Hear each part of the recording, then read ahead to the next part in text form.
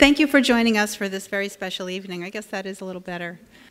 But we're going to be actually taking up a very interesting subject this evening, and that is basically Norman Rockwell and American idealism. This is actually a topic that is intended to bring up a European viewpoint, because we had a wonderful thing happen recently, which is that our friend Dr. James Kimball, who's seated in the middle here, who is actually currently working with us on an exhibition focusing on the four freedoms, had the opportunity to go to Croatia last year, where he was a Fulbright scholar. And his host was Iva Tijan, who is perhaps the only, or one of the only, European scholars focusing on Norman Rockwell. And she had some very interesting questions and some interesting viewpoints on the way in which Rockwell does or really does not actually represent American culture. So these questions are part of what we'll be exploring this evening, and we're thrilled to have such a distinguished panel of speakers. Let me introduce them to you. So Iva Tijan, who is closest to my left, is an accomplished scholar who, during her graduate studies, taught a course in American culture and civilization at the University of Rijeka in Croatia. She's, as I said, one of Europe's only Rockwell scholars, and Iva currently leads the university's International Relations Office. Her master's thesis was titled Norman Rockwell, Patriotism or Propaganda? And that was the impetus for this evening's discussion. Interestingly, she attended elementary school in Houston, Texas, and she remembers posters in her first grade classroom featuring the art of Norman Rockwell, and I'm sure, as she will describe, her teacher pointing out that this was uniquely American. Dr. James Kimball, seated in the center, is Associate Professor of Communication in the Department of Communication and the Arts at Seton Hall University in New Jersey. His scholarship involves domestic propaganda and the way that it fosters depictions of an enemy and constructs a rhetorical community. The discourse of the World War II home front draws much of his attention, and he has also published research on the Civil War and on the Cold War.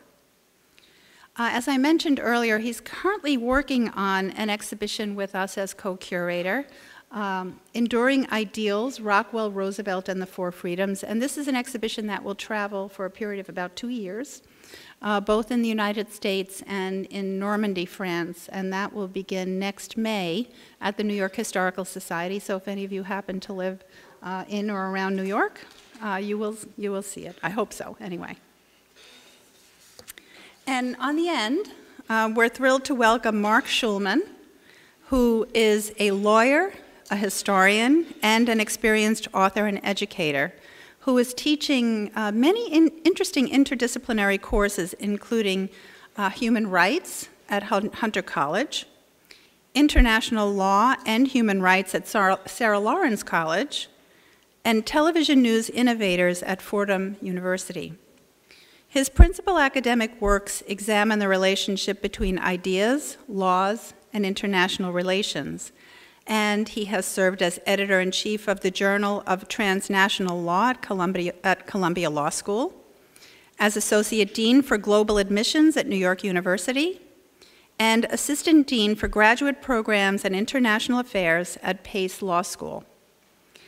Very fortunately for us, he is also writing an essay relating to the Four Freedoms for our upcoming Enduring Ideals exhibition, so we are thrilled to have all of our wonderful speakers, and I believe Iva is going to start with remarks. Each speaker will make remarks, and then we will open the floor for questions at the end. Okay? Thank you, everybody. Hello, dear guests. Many thanks to Ms. Plunkett for the excellent introduction. Everything she said is correct, so I have nothing to... No, I had an introduction planned, but You said it even better than I would. So, thank you. And today I'll be talking about, as Stephanie mentioned, the golden rule, which is right over here, in reference to sort of holding, okay. This is better than PowerPoint pictures. So. In reference to Oscar Wilde's picture of Dorian Gray, so is this a picture in the US attic? Because there is something universal to be said about the concept of disillusionment. And Rockwell actually conveyed that precise moment of disillusionment in his painting The Discovery with the little boy. His name is Scott Ingram. I don't have a picture, but I presume all of you sitting here know this is the picture.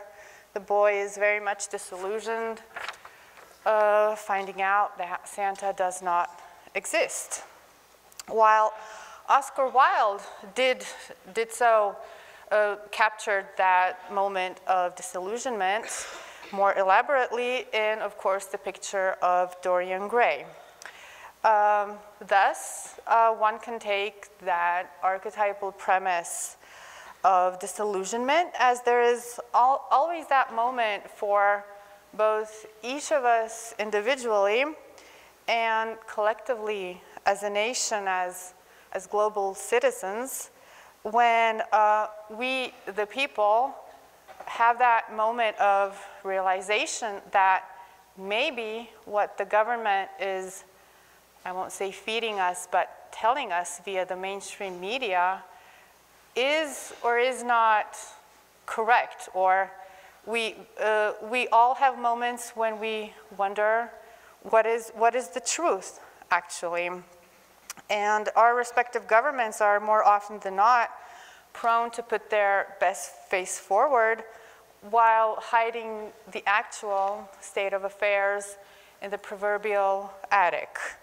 So as an outsider, i.e. a European, I attempted to discern the USA's portrayed American dream and perceived melting pot mentality that the US shows towards the world at large by viewing it through the prism of Norman Rockwell's commissioned paintings and juxtapose it to the current state of affairs. Because as both Trump supporters and opposers, I think can agree that the current state of affairs in the US is not really open towards any other nationalities than Caucasian.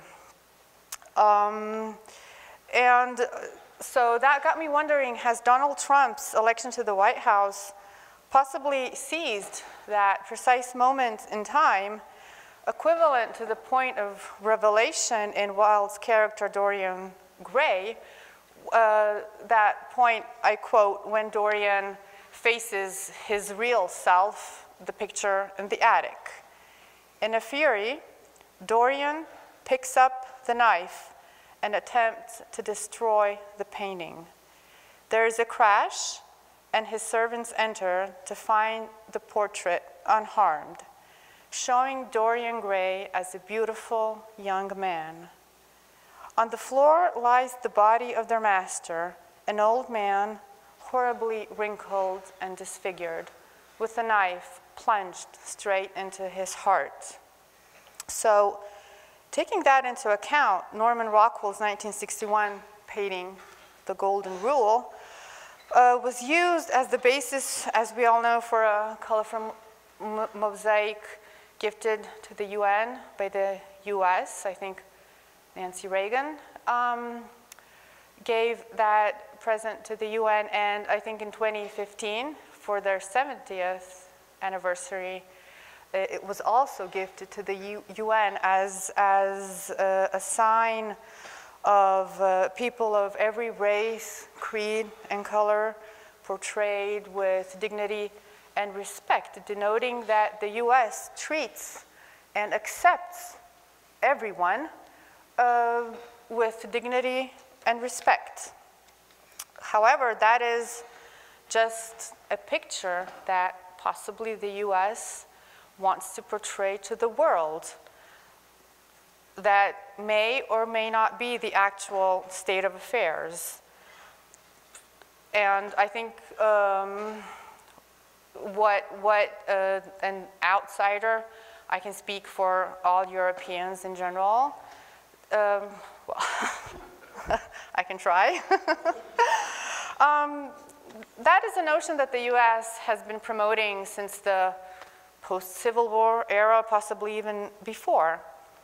And my question that I ponder on at times is, has Trump's administration, his voters, and the man himself managed to show the rest of the world the real America, the USA, not this portrayed equality, dignity, respect for all, rather something completely different, and not even President Trump per se, but what he stands for. But then again, what does he stand for? Does he want to make America great again, white again, or both?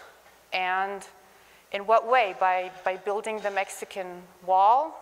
So those are some issues I ponder on in relation to also the four freedoms. And has the Trump presidency taken that concept of the four freedoms as envisioned by FDR and maybe most Americans, and reduced those notions to four freedoms, sort of making them null and void? Or were they four freedoms to begin with?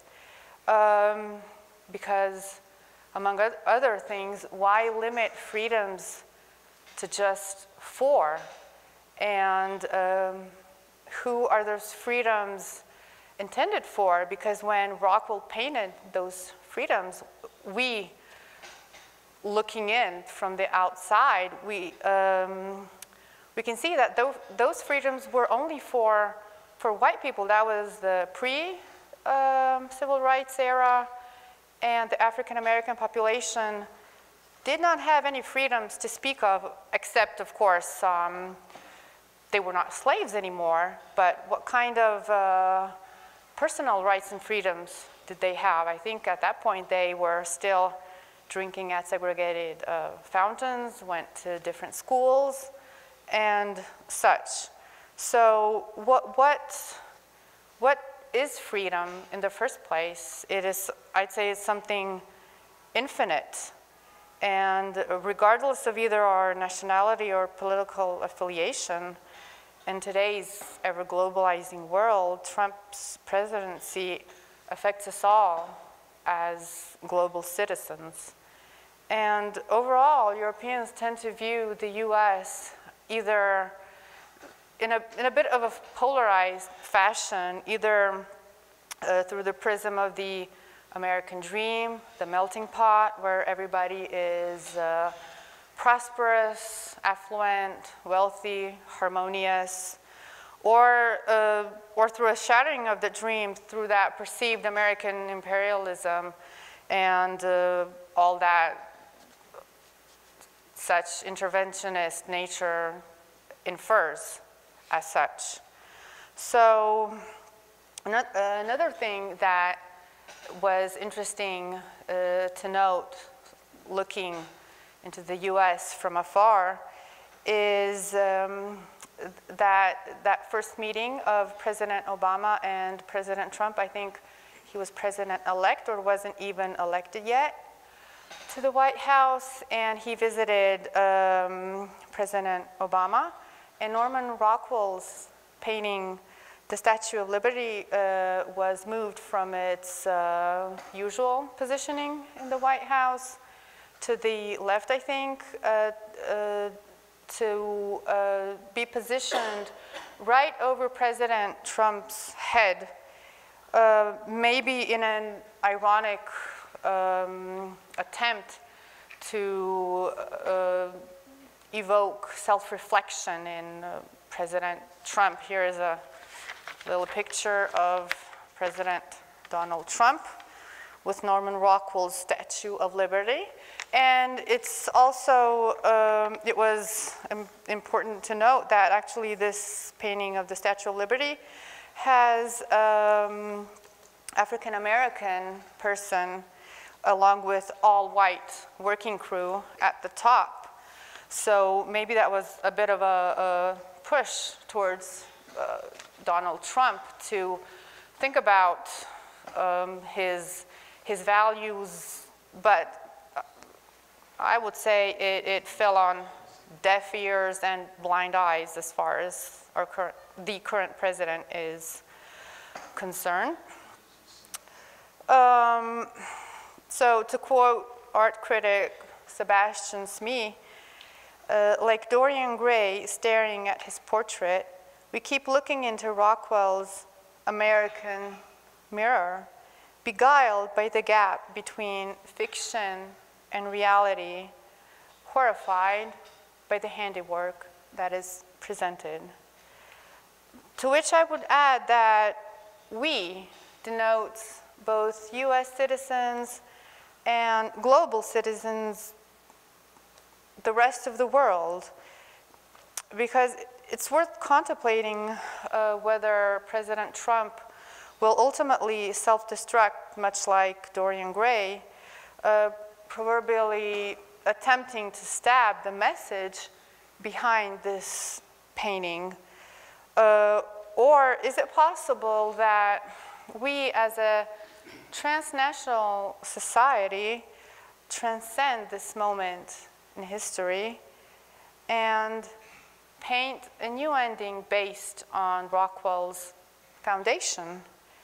And in a sense, to take Rockwell's 1952 or 54, I think, sketch of the United Nations, which never came to be as a full painting, and proverbially fill that penciled sketch with colors and resurrect the meaning behind the image, in effect bring Rockwell's universal message of global tolerance and resilience of the human spirit to the canvas of today's life? Or is that akin to utopia? That would be my question to US citizens. It's interesting what the topic is, because there's a little exhibit inside. Norman Rockwell speaking with Merv Griffin, and he's saying that we have a tendency over the years to put things under the rug, and now it's coming out. He's referring to the painting of the little black girl. Well, yeah, he was a visionary of sorts, I would say. This is interesting. He said he was in Russia, and he said that the Russian, they reproduced the painting, and their propaganda was that the little girl was being arrested for going to school. That's what he just said, didn't they? That little thing. I didn't know that. I did not know that. He said he was in Russia at the time, and they reproduced the painting, and they said that it was the United States arresting a little girl. They gave it basically their own meaning. Yeah. Wow. Thank you. Yes. I was just thinking that, as Norman Rockwell painted it, it's sort of an aspiration, not necessarily realistic. Just as do unto others as you would have them do unto you. I mean, that's the golden rule that we would love to enact with everybody, but it's not going to happen. We know that. So that was one of the things I was thinking about when he said it, particularly what he painted, and then the fact that it was given to the UN. again, sort of an aspiration here. We have all different religions and races, nationalities in this picture, and the UN is about that.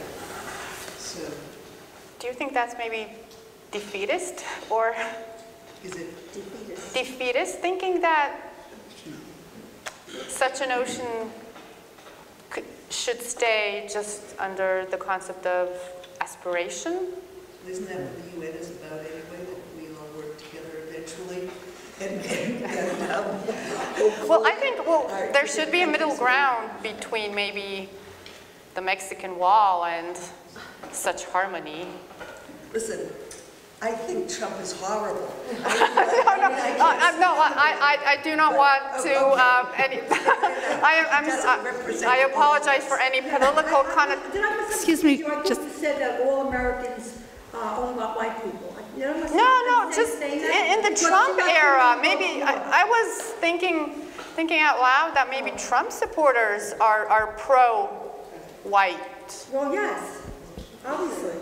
Okay, I think what we are actually going to do, if it's all right, is we're going to save our comments until the end. I'd like to allow our other speakers to make their comments, and then we can have a great discussion at the end, okay? So James Kimball, would you like to step in? Thank you. Thank you, Eva, for your wonderful comments. Thank you. Sure. Thank you.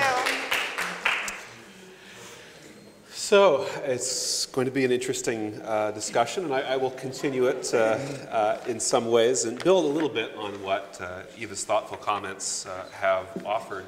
And I wanted to begin the general direction of my talk by addressing the question that the panel poses head on.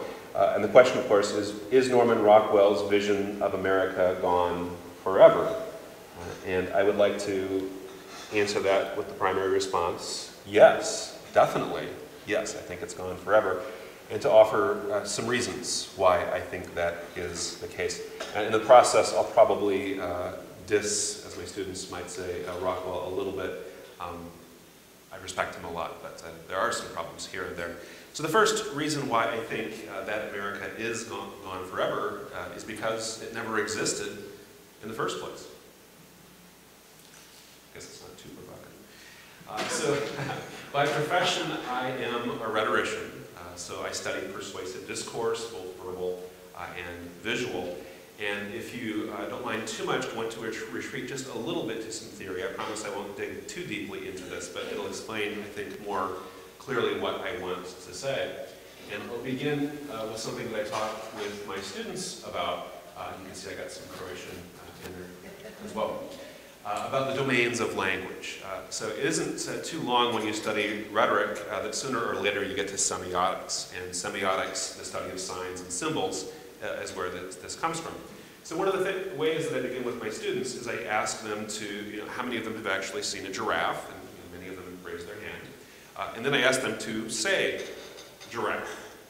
And then I ask them, does anyone think that that actual giraffe they saw is exactly the same as what they just said?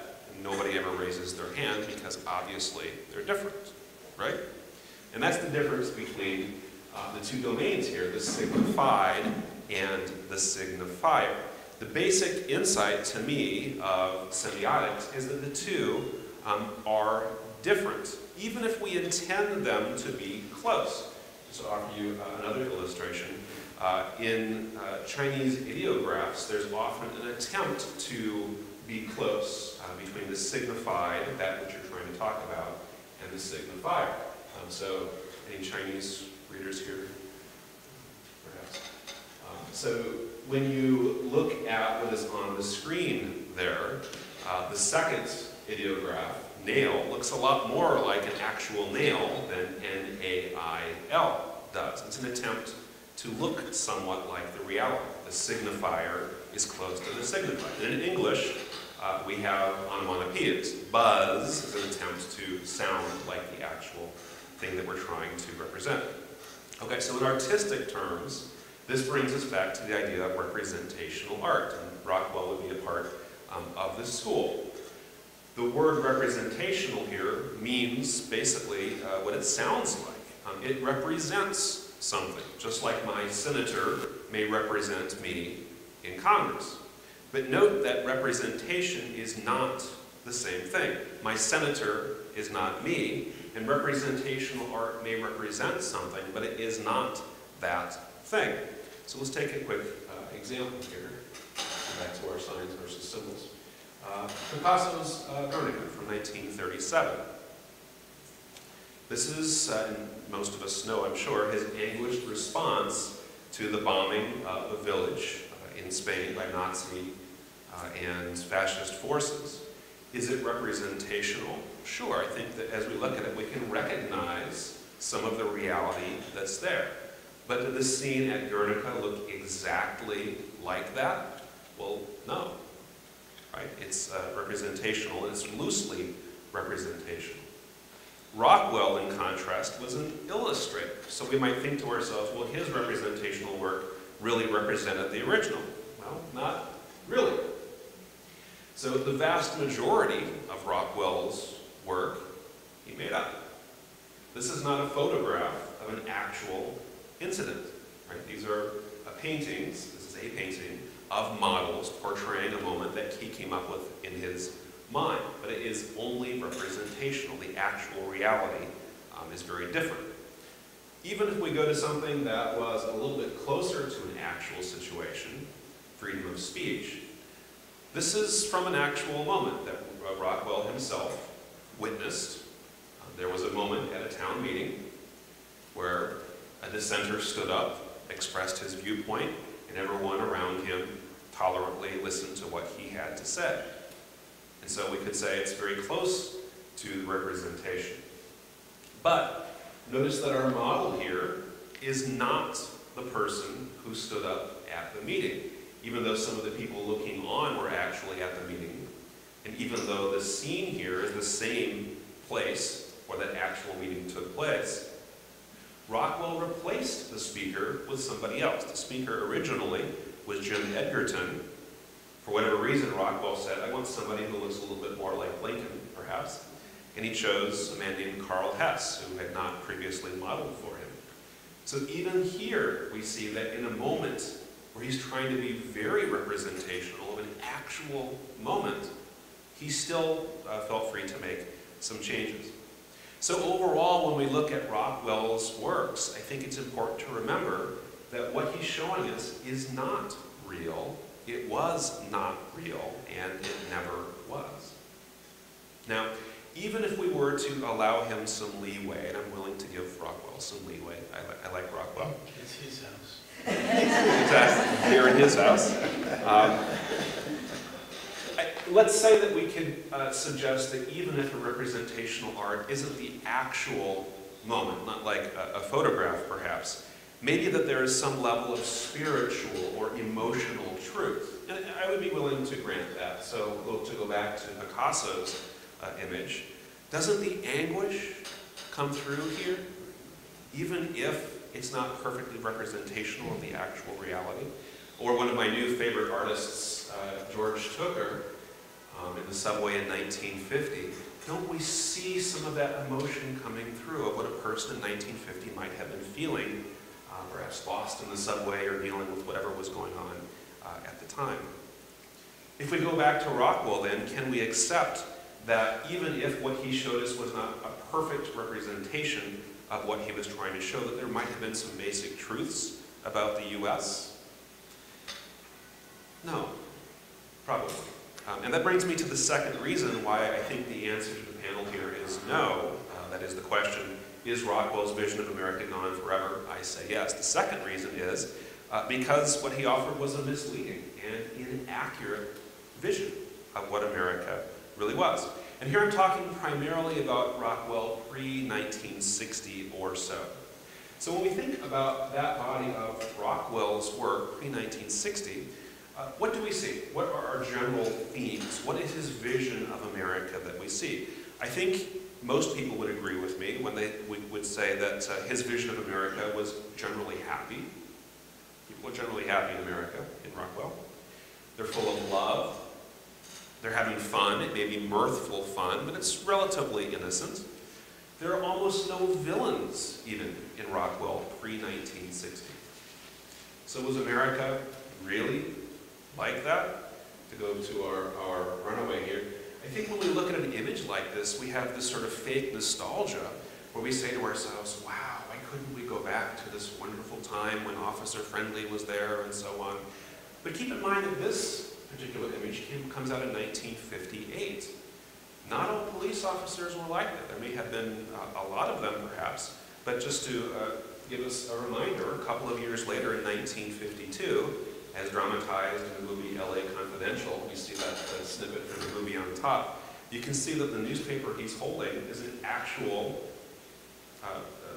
faithful, perhaps I should say, reproduction of the original newspaper headline of police officers not behaving very nicely.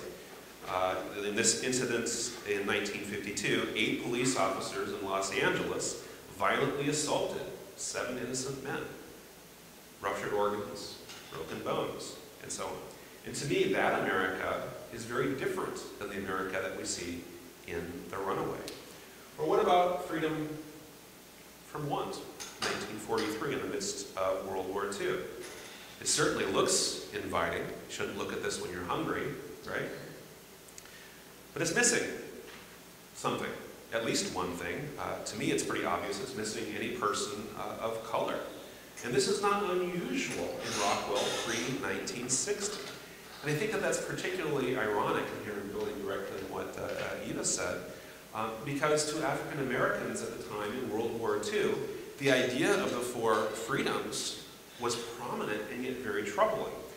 To quote from the NAACP magazine, The Crisis, and this was from a letter of a soldier's wife who wrote to the publication, "Why must our husbands and brothers go abroad to fight for principles they only hear about at home? Does our War Department believe in the Constitution of our country? Are the 4 freedoms excluding our southern states? Does the Commander-in-Chief," this is Roosevelt she's talking about, "realize what's going on in the hearts and minds of his colored soldiers?" This was a real America that she was reflecting in some ways. And so I think when we look at freedom from want, it's good for us to remember that this was not necessarily an accurate America, or at least it was one of many potential Americas. And there were others that were very different than this one. So in the end, should we think of Rockwell's work as aspirational? I don't mean to be a complete critic of Rockwell. As I said, I am a fan, and we are here in his house. I do think that we can treat his work as aspirational, but I think that we have to be selective and wise about how we do it. There are recent events in this country that have put that view of America into relief. I do think that it would be nice to think that all police officers are as friendly as the one here in The Runaway. And I think it would be nice to think that all dissenting opinions are tolerated, or perhaps even welcomed. And it would be nice to think that religious pluralism is an accepted value instead of a vice. I don't know that we're there, but I think that we can aspire to those things, and Rockwell helps us to think about that, and that is what art is supposed to do.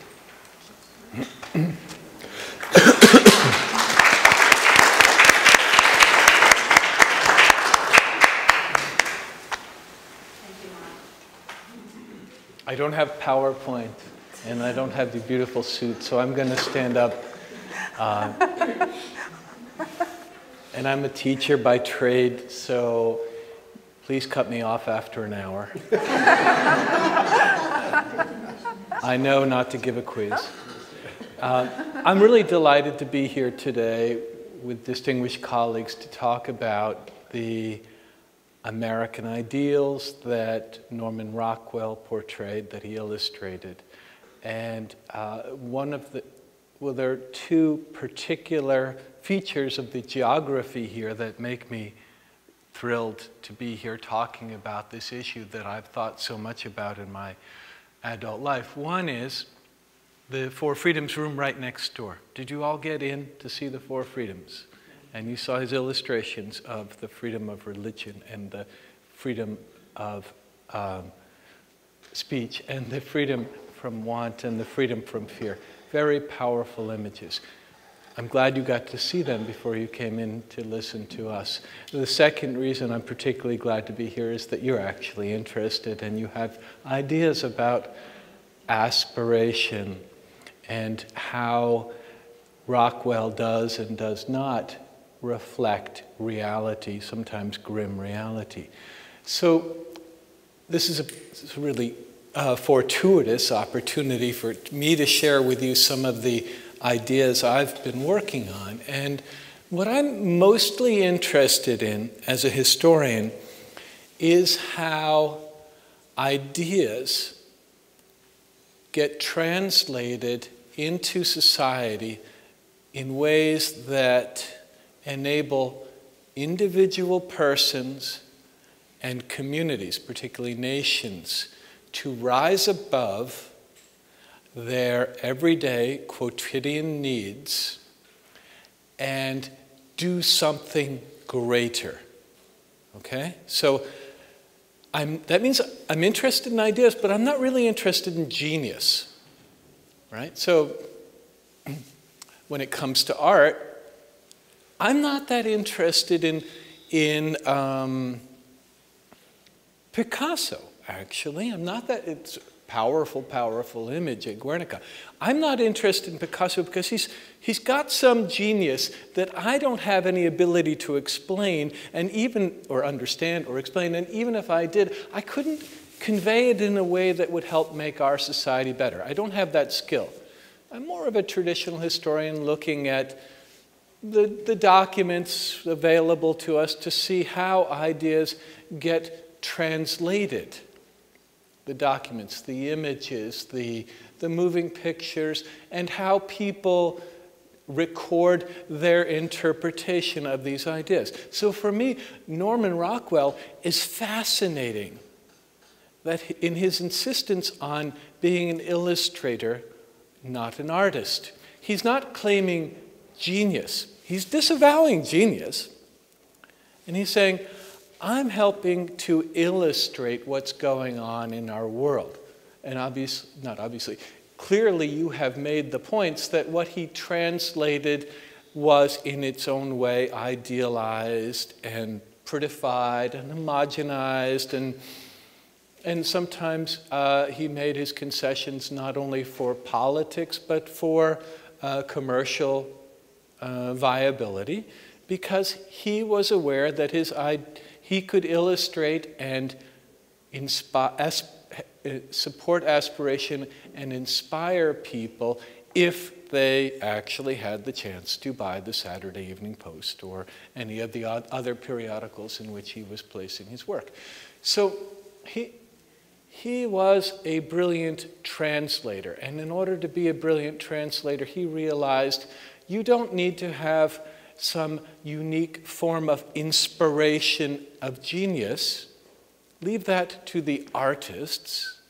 Instead, you have to be skilled at understanding who the audience is and what will resonate with them so that they are inspired to rise above their own daily biological needs, their emotions, and particularly the emotion of fear, in order to get them to do something that they, as coarse, lower beings, uninspired, would not do.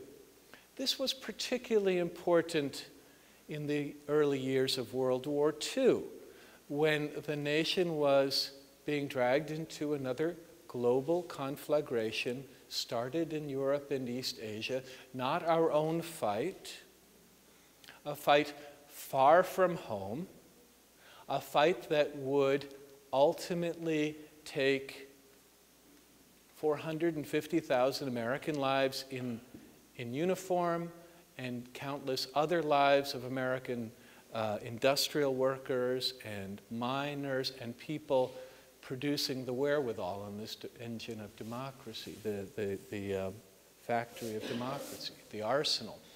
So hundreds and hundreds of thousands of men and women would give their lives for something called freedom.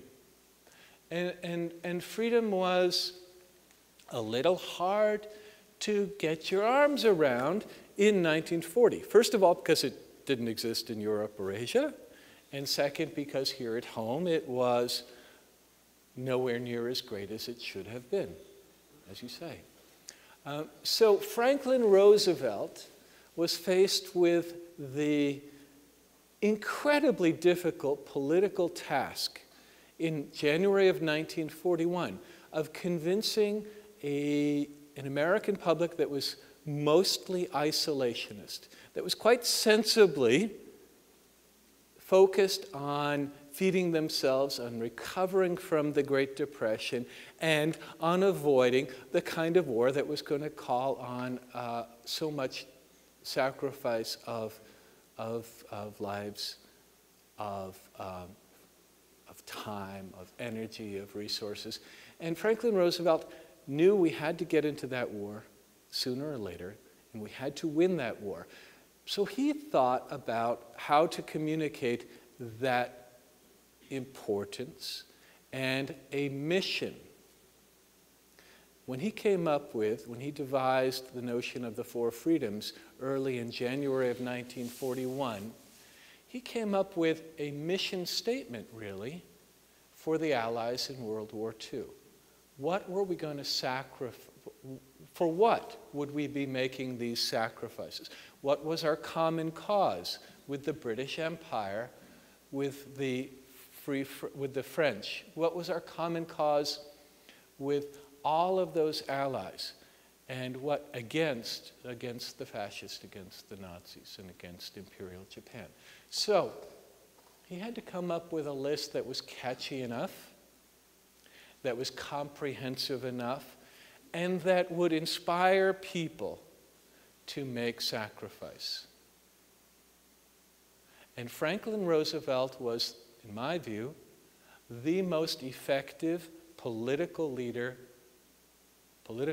most effective politician we've ever had in this country. He was, among his great skills, an exceptional orator, even though he spoke with that very fine patrician Boston Brahmin accent, and he was a New Yorker, but he spoke with an accent that would sound really weird to us today, and sounded quite alien to many Americans at the time. But Roosevelt could communicate. He could communicate inspiring ideas in a way that no other leader could. But the kind of sacrifice that would be called on the American people to make during World War II required a level of commitment from the American people that even Franklin Roosevelt couldn't generate on his own. And so when he articulated these four freedoms before Congress in January of 1941, he managed to convince a lot of people that we should be lending and leasing war material, particularly to the British, in order to contain the threat of the Nazi aggression and ultimately to push it back. Roosevelt was quite successful. But over the coming couple of really tough years, when the Allies continued to lose World War II, as the United States joined and started to mobilize its industry and mobilize an unprecedentedly large armed service, the Army and the Navy and the new Air Force and the Marine Corps, we were losing that war. And hundreds of thousands of soldiers were being killed, and millions and tens and tens of millions of people lived under occupation. So this war got a whole lot worse for the Allies before the tide turned. And in order to inspire people to rise above their interests, to do to subscribe to the bond drives, to collect cans and scrap metal, to pay taxes, income tax at the highest marginal rate went to 96% during World War II. How do you get the American people to make that kind of commitment? And how do you get the American people to allow their sons and their daughters to go into the armed forces, to go far from home to fight another European war? Roosevelt, with all of his eloquence, and the Four Freedoms, with all of their majesty and power, was not enough. But he had a big tent, and he invited Norman Rockwell to apply his skills to inspire. And Norman Rockwell's portrayal of the Four Freedoms, carefully crafted to present an appealing image, four appealing images, took into account different ways that people receive inspiration and get inspired to rise above themselves and make the sacrifices that could make a nation great, that could make all nations great after the war was over. So the Four Freedoms became a mission statement that was translated from the fine ideas of a highly educated Harvard and Columbia educated president into something that people could get behind. And people got behind them more and more when skilled cultural translators like Rockwell made the illustrations. The Patriots in the Saturday Evening Post took it and put it out there, and yes, that's propaganda. That is propaganda. Political texts crafted to incite people emotionally to do things that aren't necessarily that sensible, like go to Guadalcanal, like stand up against panzers and not retreat just because you're outgunned, like get in a B-25 and fly mission after wretched mission over Northern Europe when the Messerschmitts could knock you down, and the mortality rates on some of these squadrons was 100%. This propaganda was necessary to win the war, to inspire people to make the sacrifice. And once that was made, these were ideas that people believed in. They had fought for, they had lost for, they had cried over. They believed in these ideas, and the Four Freedoms were translated into the preamble of the Charter of the United Nations. They were adopted in the Universal Declaration. So the Charter was 1945, and that's a binding legal document that establishes the United Nations and an international court of justice. They were spelled out in the Universal Declaration of Human Rights, crafted by none other than Eleanor Roosevelt. And the Universal Declaration was adopted by all of the General Assembly of the United Nations. It was further translated into the International Covenant on Civil and Political Rights and the International Covenant on Economic, Social, and Cultural Rights. And these are the formational documents of the modern human rights order. The documents that states subscribe to. And by subscribing, they agree to be held to higher standards. So Roosevelt and his amanuensis, Norman Rockwell, begat a revolution in the relationship between states and people, where the people have their rights guaranteed, the people have their aspirations illuminated, highlighted, recognized, indoctrinated. And now, 75 years later, there are not many among us who would disavow these particular four freedoms. If we have complaints about them, it's that they don't go far enough. Well, terrific. Inspire people to take us even further. Work with states to to get them to sign up to go further, get involved in politics, vote, write, illustrate, speak, to inspire and to get each of us to live up to our, to the call of our better angels. I think that's the enterprise that Franklin Roosevelt kicked off in January of 1941 and that Norman Rockwell picked up about a year later, and then the Saturday Evening Post put together in February of 1943 to sell war bonds. I think that's the call that we need to renew today in an era where many of us feel that the states don't speak for us, that our leaders do not inspire us, and that we want something more. And that's a call that resonates in great part because of Norman Rockwell's skill through the generations.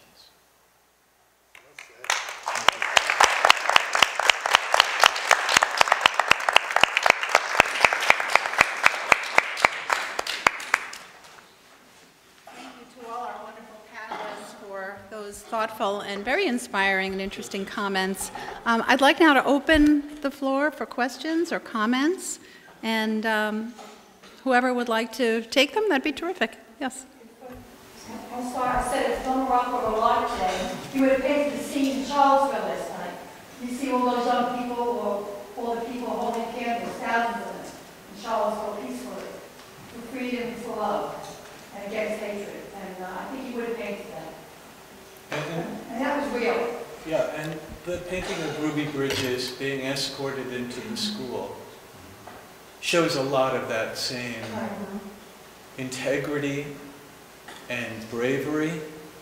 And it shows the tomato and the slur on the wall, and you get a sense of this long-enduring bifurcation in American culture. Yeah, we have our demons, and he may have made them a little more elegant, but that painting says so much of what you could have. He said it took 12 of his wife's tomatoes to get that just right. If he weren't a perfectionist, we might not be here today. I might add a friendly amendment, if you will. I agree with you that the Rockwell of the elder Rockwell would probably have done that. I think that would make sense. But in his youngest days, early in his career, he was starting out. He hadn't built his ethos yet. The Saturday Evening Post, his primary customer, if you will, wouldn't maybe have allowed that kind of imagery.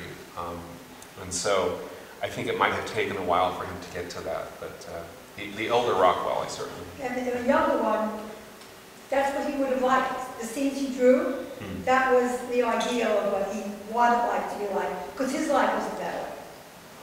Thank you. I think we have a question here.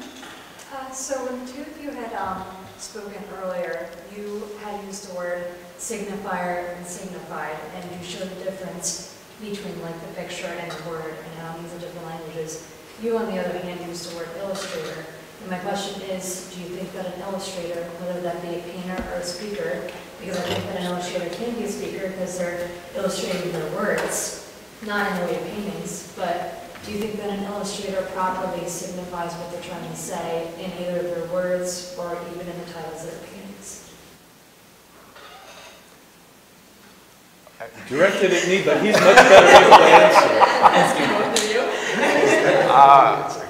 I'll address real quick, if I may. Part of the process, and this gets a little bit into researchers, theorists of comic books, is the idea of closure.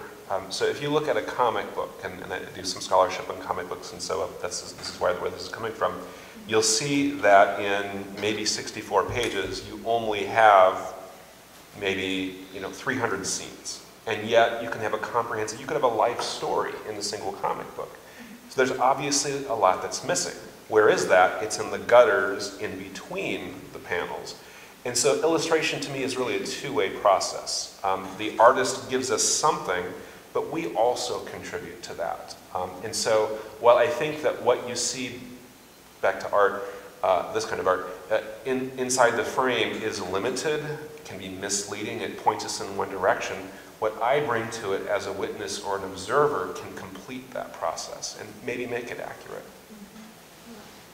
I think that's a terrific response, and I endorse it wholeheartedly. And it's what I was saying about why Rockwell would resonate with me more than an artistic genius typically does. Because an artistic genius may be indifferent to the audience, may never get an audience, or it's much less of a two-way dialogue. Whereas Rockwell was so completely engaged in the discourse that he's like a revolving door. It's true. Well, I should have just left it to the person who actually understands it. Other questions? Yes. Yeah, I have several comments. Art is subject, interpretation is subject to many interpretations. And when Eva looked at this, she sees it's a reflection of America, and that's what Rockwell was portraying. But looking at the different people, the different races, how they're dressed, to me it represents the world, and especially, you know, the United Nations had an interest in it. So I don't think, in my interpretation, that this is an interpretation of America by Rockwell. And the fact that do unto others is universal. It's not just, this is what America thinks. So that was the premise for a lot of your speech. And then, instead of the more global, as Rockwell's, you seem to focus on attacking the president. And Trump this, Trump that, instead of, as the other two speakers did. To me, it almost seemed like this was an excuse so that you could, you know, bash the president, I guess. And I'm not a great supporter of his thought. But I was a little disappointed in that one. And then, Jim, when you were talking, or James, you bemoaned the fact that you rightly pointed out that there weren't minorities, but that's, Rockwell's a product of the times. You look at any newspaper, I saw my first person of color in 1967 in college on TV. And he goes way before 1967. It was a laundry ad. So he's a product of this time, so you're not going to see a lot of minorities.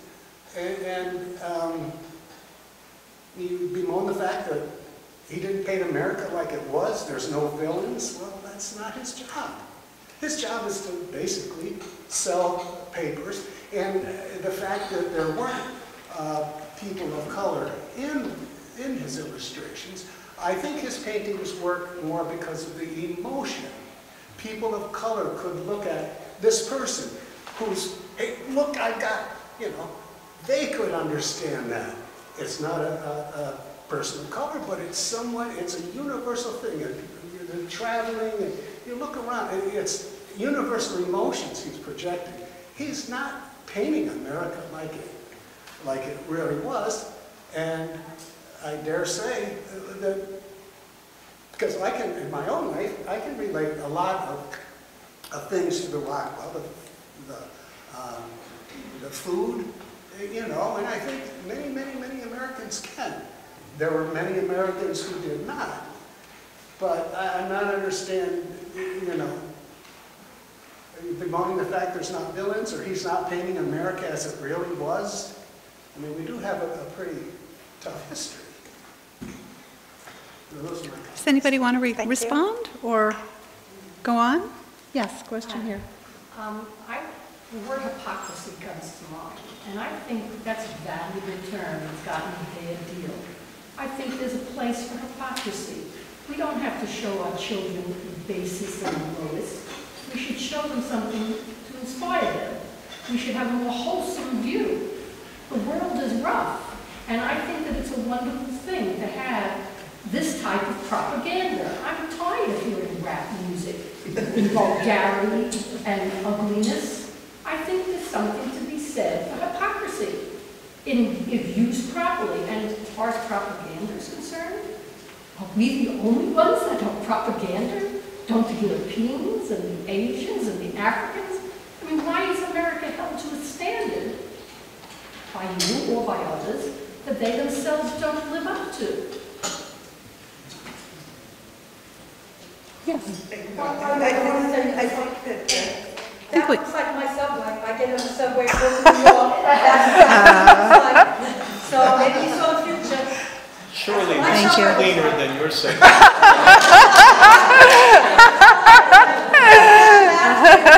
Every occupation is in that subway. Thank you. And we have another comment here. Thank you. One thing, a couple of things. First of all, you take a Would you look like to stand up and, yeah, that'd be great. Then we can hear you better. The illustration, first of all, Rockwell changed his emphasis once he was no longer employed by the Saturday Evening Post. That's obvious, and the reason for that is because Saturday Evening Post had its particular objective in mind. So the first question you have to ask is, what was that objective? Well, if you take a look at the actual content displayed on the magazine cover, there was some very pessimistic and scary stuff that was basically illustrated. And here is Rockwell providing this idealized vision, okay, in contrast with the crap that really was essentially we were being exposed to. And there was some scary times. I was 8 years old when the war ended. I have 1 foot, very slightly immersed into the period prior to that. And I know as a Jew, I was very frightened by the whole Second World War. And so you have that image. Then you have Rockwell, the new Rockwell, or maybe not so new, that basically was focused on the problems that we were confronted. But the idea is that the genius, and I'm going to say that the genius that he had was that he captured something that was particularly human and humane. The absence of people of color is not something. I grew up in that period, and if you listened to the radio or you turned on television, there was a time when you didn't see people of color in the commercials and so on, and you had Amos and Andy, which were characterizations, and it was, as a matter of fact, it was with my grandchildren, we happened we're preparing French toast, and it was Aunt Jemima's maple syrup or Aunt Jemima. You take a look at that and you say, well, that was what I grew up with, and I sort of thought about that for a minute and sort of felt strange. But the idea is that to try, I think Carol is right, and that is that essentially, why did people like Norman Rockwell? Okay, this is the question that has to ask. What is it that, when you look at that, you say, wow, this is really charming? Was it the fact that, hey, this depicted America? I don't get that impression. I thought that there's something about it that was particularly human, that essentially captured a spirit that we were all attracted to, and that's why Norman Rockwell continued in the employ of Saturday Evening Post for over 40 years. I mean, because it basically, if you pick up the newspaper today, you say, my God, you turn on the television and you say, my God, 6 times. And all of the things that are going on that are absolutely frightening, and so on. I imagine from a perspective of a European, they basically see this as a particularly scary place. But that's because of the fact that they're not living here, they haven't grown up here, they haven't seen the different aspects. You're looking at everything from 30,000 feet. It looks different than if you were basically standing on the sidewalk of New York. Thank you. Stephanie, could I? Please, that would be wonderful, Mark. Thank you. Carol, about hypocrisy. I just want to spin it out a little bit, because the way I understand hypocrisy is that it is the homage that vice pays to virtue. That you, even if you're doing something that you're not proud of, you pay homage to virtue and say, yes, well, I don't swear, and I always put the seat down, or whatever it is. So hypocrisy is that homage. Rockwell focused on the virtue and the virtues that came to be identified with American singularity, but needn't be, because lots of people from all over the world have wonderful virtues. He was an American illustrator, and he focused on American virtue. He didn't focus on the vice. Even the elder Rockwell, when he was grappling with some of the uglier seams of American culture, didn't focus on the vice. He focused on the virtue. The portrait of the integration in the school is of the virtuous Ruby Bridge standing up brave and strong and walking to get her education. It's not on the hatred, it's not on the torches, it's not on the tomato throwers. So he focused on the virtue. And in that way, I think he resonated wonderfully with Franklin Roosevelt, with Eleanor Roosevelt, with Theodore Roosevelt, people who tried to inspire our nation to be more virtuous. In order to get that, it doesn't happen spontaneously. You have to think of what the virtues are. You have to formulate it, articulate it, and then, if you're lucky, get Norman Rockwell to promote it. Because it won't happen. And then people won't even bother to be hypocritical. There won't be any reason to pay homage to virtue if no one's articulated, if no one's thought of it, if no one has said, this is a virtue. Let's try to be those people who are brave enough to make sacrifices, rather than those people who cower in fear of the idea that their schools might be integrated with people of another race, or that foreigners might have different views, or that they, I could list lots of potential fears. These men and women didn't want us to live in our fears. They wanted to inspire us with the virtues. And so hypocrisy, to me, is a very powerful tool.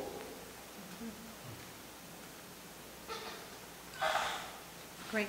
Thank you. If you don't get into it. Thanks, Mark. Yes? In regards to the virtues, I think in what you were saying, it's been instilled in us as Americans, you know, to have these virtues, this is part of who we think we are. And now what you're saying is that Europeans are looking at us and saying, what's happened? I mean, you know, everything that you were told about us to looks ridiculous. Not ridiculous, whitewashed. Whitewashed? Okay. Did Europe think that when Obama was president? Well, that was the paradox. It was confusing. On the one hand, with due respect, the U.S. does aggressively is maybe too strong a word, but it does promote an image of itself, its people, the nation. Like, look at us, we have an African American as a president, we are a paragon of virtue, but all the while, it is, to anyone who has even a passing knowing of U.S. history, it is not that ideal. And then comes President Trump, who sort of brings everything to the surface. The other side, maybe the other extreme of the U.S. that Obama the Obama presidency attempted to convey. So I see Obama plus Bush all the way back. No, but in Europe, other person. Well, yeah. Very different from, and he is president, but he is very different from almost anything. Well, definitely, but the thing is, most school children in Europe start to learn the English language in 4th or 5th grade, and the first page you see is a big headline, the melting pot. It is portrayed that the U.S. is this harmonious nation where everybody like this lives together in perfect harmony. But then we get, sometime in high school, to the civil rights movement, to history in general. And then one starts thinking, so if this is a great big melting pot dating back to maybe the 19th century, how come the U.S. never or recognized the rights of African Americans with such hesitancy? And then we read, for example, To Kill a Mockingbird or such cultural novels, and that's what gets us thinking. That paradox is how the U.S. portrays itself, as I said, not aggressively, but for the most part through media, through mainstream media outlets, and what actually went on and happened. Native Americans, the Trail of Tears, it's whitewashed. It's not all that Really whitewashed, because you have who wrote To Kill a Mockingbird? An American. Okay. Who writes all of this stuff? The history that, as far as... well, it said the winners write the history. We're living in a country where we have freedom of press, we have the New York Times, we have Russia, and we have books. They were countries, they burned the books. We have books, we have writers, we have literature, and so we're not a perfect country. We aspire to that, but we're not a perfect country. So I get the impression you think we're all like that. That's the impression I got. You said that before. You said all Americans are against anyone who's not white. That's what you said. And you're not disagreeing with that. Excuse me, could you? I said, did you say before that you think most Americans are only for white people? No. I said possibly supporters of President Trump. Wasn't his campaign parole "Make America Great"? But sort of make America white. Yeah. But that's him, and that's the people that voted for him, but he's president. Well, so unfortunately, we have electoral college. Yes. Okay. We have. The Russians hacked into our election. No. I'm just saying not to generalize, but you're making it sound like all Americans are that. No. What I meant to say was sort of looking from the outside in. Now, a sort of general opinion is, so that's the real America. That's not true. So that's the gist of the regular American. Like when President Obama was president, it was a kind of just a liberal excursion into an attempt.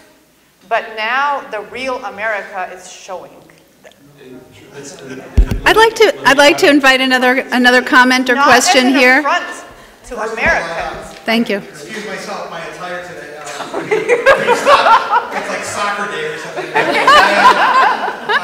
I'm actually very new to the area, and I'm from Detroit, and so I'm just traveling through. I'm very much a novice to Rockwell, so I'll just say that ahead of time. But a couple things, just the comments that I had. One, I think the one thing that I see in Rockwell, I'm a photographer, not a fine artist, so the one thing that I see is extreme detail in his art. And so as I stand back, I see almost something that's a photograph. I think there's this kind of contrast between truth and some other words that we've used here as far as like, I look at that painting and I think that there is a lot of passion in that painting. But I was born in Detroit in an all-white neighborhood and witnessed the first African-American person coming into the neighborhood. What's interesting is that painting, and at least in Detroit, would have never happened. The truth of it is, at a young age, the children, I didn't see color. So as a really young child, the first black thing I thought, are we going to play? Are we going to do this? I didn't think about it. What was interesting was I was taught about the difference between black and white by older people. right? So all of a sudden, I realized there were people that were extremely liberal and extremely conservative and all these ideas. But when the first black family moved into my Detroit neighborhood, all I wanted to know is were they fun and did they want to play? It was kind of very simple, right? But I think what happens is that painting causes me to think, and in that painting I see two people really questioning differences, and at least when I grew up, and this was before the race riots in Detroit, so that didn't happen. So I think that the ideas and virtues and things like that, it causes me to think, and I see passion in the painting. But I think that also the reason why I love photography is I see these non-verbal communication, I see realness, and I see truth. One of the things I think we're lacking today is how do you communicate virtue and ideas that we really want to communicate, and we want, especially younger people, to come up and go, we value these virtues, right? But at the same time, with younger, I have two children, I also want to communicate this idea of truth. And there's some realism that is kind of ugly, I guess, to a certain extent. And then just to kind of spin it a little forward and come up to the whole, I guess, little political piece, is that I think that today, unfortunately, after both a Obama and now a Trump, unfortunately, I had a better handle on racism and people of color and stuff, unfortunately, back in the 60s. I loved all people, and I didn't see as much turmoil. There's far more turmoil today than there was even back in the 60s when there eventually became race riots. And then the one thing I find very interesting is in the State of the Union address by Obama, one of the things that he communicated was that he felt like he failed in the area of race relations. And so today I think with President Trump, we have a little bit of a, we're going to get back to reality and truth. And I think some of it's harsh and ugly, but I love fine art because I think it gives me, some passion about a message that is trying to be communicated. But again, I think sometimes photography is a way of saying this is the actual story and it's real truth. That's my comment. Excellent. Yes. Thank you. One of the Thank you. things that I find walking through here is, we talk about hypocrisy and whether or not it represents true America. Well, every picture I look in, I see an emotion that touches me right here. And I see that in a million faces every day when I'm walking around. It's not on the news, okay? It's not a news cycle, it's real life. And I think that here we are, all this time later, and we're still talking about the four freedoms. We still have those ideals. We still project those ideals out to the world because we believe in them, okay? And we fight for them. And your comments hurt. Just saying.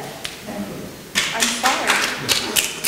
But I think part of, if I can offer a rationale for what Iva is saying, and I say this as an American, I lived in Europe for 5 months in Croatia, and it's hard for people from other parts of the world to know what it's like on the ground in the U.S. Right? You see what's in the headlines. You see what's on the local news. And might I add, you see President Trump's tweets at 3 a.m. Yes.